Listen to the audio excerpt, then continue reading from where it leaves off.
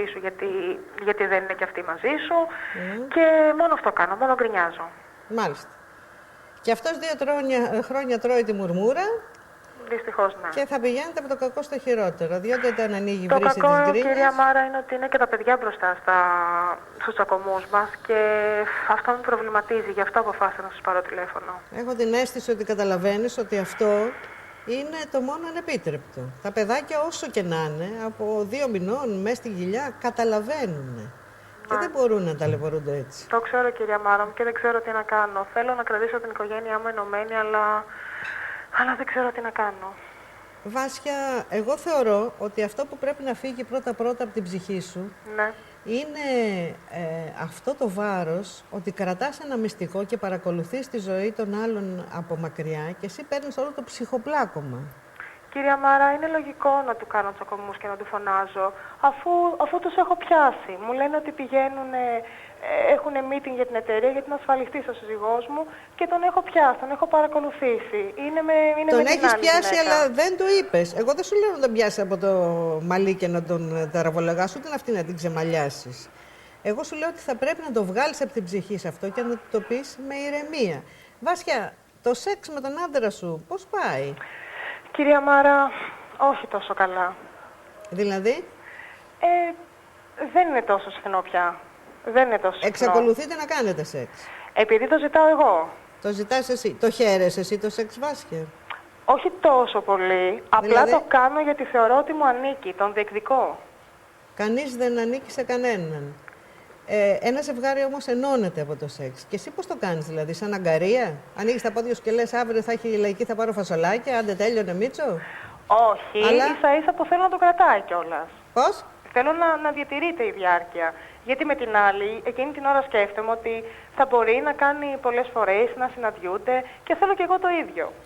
Βάσια, κοριτσάκι μου, λυπάμαι, αλλά έχεις κάνει το ένα λάθος πίσω από το άλλο. Τι να κάνω, κυρία Μάρα, Λοιπόν, εγώ θεωρώ ότι το πρώτο πράγμα που έχεις είναι να δηλώσεις, όχι να τον κατηγορήσεις, να βγάλεις το δάχτυλο και να πεις «Ξέρεις, με κεράτωσες, με αυτός, με έδειξες». Όχι. Πώς νιώθεις εσύ? Μάλιστα. Θα του πεις πώς τον λένε τον άντρα σου? Πέτρο. Πέτρο, πρόσεξε. Θα τον πιάσεις σε μία φάση όπου αυτός ούτε να τρώει, ούτε να βλέπει τηλεόραση, ούτε να έχει το τηλεκοντρόλ δηλαδή εκεί. Ναι. Ούτε τίποτα, να μην κάνει τίποτα. Γιατί ο εγκέφαλός τους δεν μπορεί να επικοινωνήσει καλά. Μάλιστα. Και θα του πεις ένα πράγμα. Ξεκίνα από εκεί και ξαναπάνε να μας πεις. Σας ευχαριστώ πολύ, κυρία Μάρα. Θα του πεις ένα πράγμα. Εγώ στεναχωριέμαι, οι αντένες μου έχουν πιάσει ότι τρώω κέρατο, με κερατώνεις και αυτό με στεναχωρεί και τι θα κάνουμε γι' αυτό. Ξεκίνα από εκεί και θα τα ξαναπούμε. Καλώς, σε ευχαριστώ πολύ και συγχαρητήρια και πάλι για την εκπομπή σας. Σε ευχαριστώ πολύ, κυρία Μάρα. Να. Το ένα λάθος πίσω από το άλλο. Μάλιστα. Τι άλλο έχουμε να πούμε στις ωραίες ατάκες σας? Λοιπόν, έχουμε 9 βήματα που θα τον κάνουν να γυρίσει πίσω. Αν τον θέλουμε. Ελπίζω να τον θέλουμε. Όχι, κάτσε. Πραγματικά είναι μερικές οι οποίες δεν τους θέλουν καθόλου, αλλά θέλουν απλώς να καλύψουν το εγωισμό τους. Ποιος μιλάει? Μάλιστα, εγώ. Go on. Όχι. Εγώ. Go on.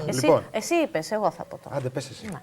Λοιπόν, ποιος είναι ο πραγματικός λόγος που σε άφησε? Δεν είναι λογικό να προσπαθήσεις να τον ξανακερδίσεις πίσω αν δεν καταλάβεις πρώτα ποιος είναι ο πραγματικός λόγος που σου είπε να χωρίσετε. Νομίζω ότι τα έχουμε και σε βιντεάκι, σε καρτελάκι αυτά. Ναι. Ωραία. Στο πρώτο βήμα λοιπόν θα πρέπει να κάνεις αυτό. Οι πρώτες αντιδράσεις σου. Ποιες πρέπει να είναι οι πρώτες κινήσεις που πρέπει να κάνεις? Νιώθεις πανικό, απελπισία? Πώς θα το ξεπεράσεις αυτό? Σώπο που δεν θα νιώθει πανικό και απελπισία. Φυσικά. Το θέμα είναι να το ξεπεράσει. Το θέμα είναι να αποδεχτεί ότι έχει πανικό και απελπισία. Γιατί είναι στα πατώματα, κλαίνε και τη ρωτάς, τι έχεις μερούλα μου? Τίποτα, μια χαρά είμαι. Μωρή, πού είσαι μια χαρά? Εδώ χώρισες, εδώ κλαις, εδώ είσαι στα πατώματα. Από το πρωί που σηκώνεις το μυαλό σου, ντιν, πάει στο Δημητράκι. Μέχρι το βράδυ που θα κοιμηθείς, μία ήρθε και μου λέει, μου έκανε αυτή την κίνηση, παιδιά, έβαλε τα δάχτυλά της και μου λέει Γιάννης, δεν το ξεχάσω ποτέ. Go on. Λοιπόν, ο απολογισμός της σχέσης σου. Yes. Εδώ θα τα βάλεις όλα κάτω. Τα πάντα. Τι σου άρεσε σε αυτή τη σχέση? Τι θεωρείς αρνητικό? Ποια είναι τα λάθη σου? Ήρθε το τέλος του κόσμου? Ισχύει ότι δεν μπορείς να ζήσεις χωρίς αυτόν, ή μήπως υπερβάλλεις και τα βλέπεις όλα μαύρα λόγω του πανικού που νιώθεις? Η φράση που έγραψε η Μαγκάρετ μου είναι εξαιρετικά σωστή, αλλά είναι εξαιρετικά δύσκολο να κάνει κανείς αυτοκριτική. Αυτό είναι η ουσία. Αυτή εδώ. Αλλά είναι πάρα πολύ δύσκολο να κάνεις αυτοκριτική. Διότι είσαι στο θυμό και πάντα ο άλλος φταίει. Μα εσύ δεν με πήρες τηλέφωνο, μα εσύ με εγκαταλείπεις, μα εσύ πήγες με τη μοδίστρα, μα εσύ δεν ξέρω τι. Πάντα ο άλλος φταίει. Όταν γυρίσει αυτό το δάχτυλο εδώ και πει εγώ, πού ήταν το κενό και έμπαζε η σχέση, πού τον άφησα, πού έχασα το παιχνίδι, αυτό πονάει πολύ. Συγχαρητήρια, όμως ήταν πολύ σωστή η φράση. Λοιπόν, κόψε κάθε είδους επαφή. Ένα από τα πιο σημαντικά βήματα της μεθόδου. Το ξέρω ότι σε τρομάζει αυτό που σου ζητάω να κάνεις, αλλά πρέπει. Αν θέλεις να τα καταφέρεις στο τέλος, πρέπει να το κάνεις. Κόψε τους δεσμούς. Πριν προσπαθήσεις να τον ξαναφέρεις πίσω, θα πρέπει να αποκοπείς τελείως από αυτό. Μπορεί να σου ακούγεται κάπως περίεργο αυτό, αλλά έχει βάση. Πρέπει να πάψεις να τον σκέφτεσαι κάθε λεπτό της ημέρας. Αδύνατον αυτό. Αδύνατο. Γιάννης. Πρέπει να νιώσεις ξανά δυνατή. Εξαφάνισε ό,τι σου τον θυμίζει. Μάλιστα. Αν τελειώσετε, έχω και ένα κόλπο να σας πω. Έχουμε Βεβαίως. Okay. Λοιπόν, γίνε όπως ήσουν παλιά. Ασχολήσου λίγο με εσένα. Άρχισε να κάνεις πράγματα. Εγώ ήμουν ξανθιά και αδύνατη. Μπορώ να ξαναγίνω έτσι με τίποτα. Ξανθιά και αδύνατη, γιατί? Μια χαρά.